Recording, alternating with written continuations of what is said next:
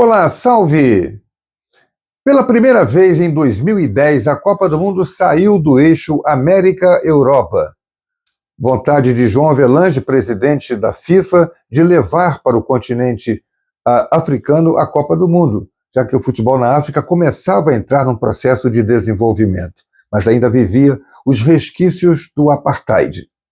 A seleção brasileira saía de um processo de distensão, de festas, para um processo de linha dura. O presidente da CBF exigiu que Dunga fosse esse responsável por reconduzir a chamada disciplina para a seleção brasileira. Vamos contar como foi a Copa do Mundo de 2010 na África do Sul, no 8º episódio de Caderno das Copas.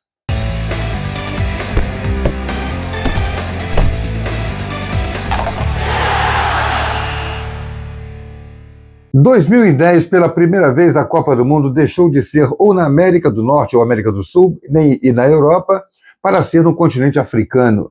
E o país África do Sul foi escolhido para ser a sede dessa Copa do Mundo. A grande atração na África do Sul eram os safaris. Por guias, através de guias locais, se podia fazer passeios pela selva africana entre leões, elefantes, zebras, javalis, sem perigo nenhum, chegaram até perto dos animais. Mas também havia um problema na África do Sul, a tensão social. Durante 20 anos, os últimos 20 anos anteriores, tinham sido de muita tensão por causa do fim do apartheid. Nelson Mandela viveu preso durante muito tempo, 27 anos, e tentava fazer o povo africano entrar num processo de que negros e brancos são iguais e podem conviver. As obras, entretanto, em Joanesburgo andaram atrasadas. A Copa começou e a principal avenida de Joanesburgo, que estava sendo construída ligando o norte ao sul da cidade, não estava pronta. E visitar o bairro Soweto, que era a grande atração onde tinha vivido grande parte da sua vida Nelson Mandela, era um certo risco. Havia recomendações para não se visitar sozinho o bairro, para ir em grupos, porque poderia haver qualquer tipo de hostilidade. Mandela morreu em 2013, a Copa foi em 2010. E a seleção brasileira foi com uma equipe que passou por um processo de transformação na sua preparação. Depois da abertura total que havia na seleção brasileira em 2006 na Alemanha, veio o fechamento total em 2010 na África do Sul.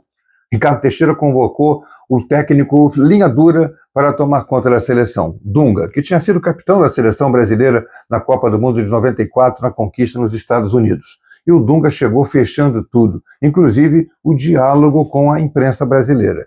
Eram sempre respostas duras, entrevistas coletivas muito tensas, não aceitava certas colocações, brigou com jornalistas, em últimas palavras. O fato é que a seleção brasileira viveu momentos difíceis e a formação do time tinha lá seus problemas. O meio-campo formado por Felipe Melo, Gilberto Silva, Elano e Kaká era considerado, e era de fato, um meio-campo de pouquíssimo talento.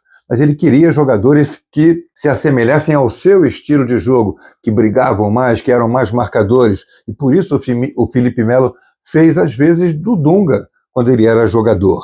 No ataque, ele deixou de levar Ganso e Neymar, que eram os dois jovens que estavam aparecendo, brilhando no time do Santos. A imprensa toda, a torcida brasileira, queria a convocação dos dois jovens, mas ele optou, na última hora, por não levar. E ficou com um ataque formado por Luiz Fabiano e Robinho, tendo Grafite e Nilmar como substitutos. Convenhamos que, em relação ao time de 4 anos anteriores, era um time muito mais frágil. Mesmo assim, o Brasil foi jogar a primeira partida em Joanesburgo, no Ellis Park. Senti o frio mais intenso da minha vida. Fez tanto frio que nossos pés ficaram congelados. Para levantar ao final do jogo da cadeira na tribuna de imprensa foi uma dureza. Foi preciso tomar um vinhozinho bem caprichado para que o organismo voltasse ao normal. O Brasil ganhou porque a Coreia do Norte era um time muito frágil. O primeiro gol foi marcado pelo lateral direito, Maicon, e o segundo por Elano. Veja que os atacantes não brilharam. A Coreia no final descontou e ficou nisso vitória brasileira, quebrando aquele tal nervosismo da estreia de uma Copa do Mundo.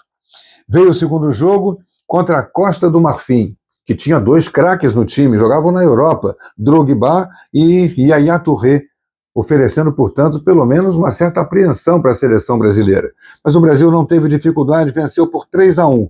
Luiz Fabiano fez o primeiro gol aos 24 minutos, depois ele próprio fez o segundo no início do segundo tempo, Elano fez 3-0 e no final Drogba fez o gol da seleção da Costa do Marfim. Com 2 vitórias, situação clássica em Copa do Mundo, classificação garantida. E aí o Brasil vai para o terceiro jogo contra a equipe mais forte do grupo, Portugal. Portugal que tinha Cristiano Ronaldo, que tinha Pepe, zagueiro brasileiro, naturalizado português, Fábio Coentrão, enfim, tinha um bom time em Portugal, mas não era nada de se assustar. E o jogo terminou 0-0. O técnico Dunga colocou algumas mudanças no time, botou Daniel Alves jogando de meia pela direita, Nilmar no ataque, Júlio Batista também teve oportunidade, e o Brasil não jogou bem, mas levou o empate de 0-0 e com isso se classificou para a fase de oitavas de final da Copa do Mundo. Depois desse jogo em Durban contra Portugal, voltamos a Joanesburgo para o jogo das oitavas de final. Começa a fase de mata-mata contra o Chile, que tinha bons jogadores, Alexis Sanches, que brilhou depois na Europa, o atacante Suaço, o atacante Valdívia, meia atacante que jogou no futebol brasileiro, Vidal no meio de campo, parecia capaz de fazer frente ao time brasileiro, mas não deu. O Brasil venceu por 3-0, com Juan marcando de cabeça no primeiro tempo, Luiz Fabiano fazendo o segundo gol e no segundo tempo Robinho fez 3-0. O Brasil passou sem sustos pelo Chile para chegar às oitavas de final da Copa do Mundo. Vai se afunilando a Copa, os adversários vão ficando mais fortes. E o Brasil já bem traumatizado com aquela história de perder nas quartas de final. E vem a Holanda para o jogo contra o Brasil nessa eliminatória. O jogo foi realizado lá em Port Elizabeth, uma viagem lá para o sul da África do Sul, bem ao nível ao lado do mar, e a seleção brasileira vai enfrentar a Holanda de De Jong, Sneijder, Van Bommel, Robben, que era o grande ponta, né, o que inventou jogar o canhoto, jogar pela direita para cortar para dentro e bater, e o centroavante Van Persie, que fazia furor, tinha feito o gol mais bonito da Copa do Mundo até hoje, apontado um dos mais bonitos de todas as Copas. O Brasil começou com Júlio César, Maicon, Lúcio, Juan e Michel Bastos. Gilberto entrou depois. Felipe Melo, Gilberto Silva e Daniel Alves. Kaká, Luiz Fabiano e Robinho, o time base que o Dunga utilizava nessa Copa do Mundo. E mais uma tragédia estava preparada no caminho da seleção brasileira. Fizemos 1-0, gol de Robinho logo aos 9 minutos. O Brasil mandou no jogo contra a Holanda no primeiro tempo, mas deu um apagão no segundo tempo. Sneijder fez 1-1 logo aos 8 minutos e depois o gol mais bizarro da Copa, que a seleção já levou. Um lateral batido da direita, o goleiro Júlio César sai para socar a bola, no mesmo momento em que Felipe Melo sai para disputar a bola de cabeça. No meio deles estava o Sneijder, menor do que os dois, muito mais até do que o Júlio César, que pode ir com a mão no alto, pois o Sneijder, melhor posicionado, cabeceia a bola na atrapalhada de Felipe Melo e o goleiro Júlio César. Holanda 2-1, o Brasil não conseguiu mais inverter a situação, o técnico botou Nilmar no lugar do Luiz Fabiano, mas não deu resultado, vitória da Holanda e o Brasil eliminado mais uma vez numa Copa do Mundo nas quartas de final.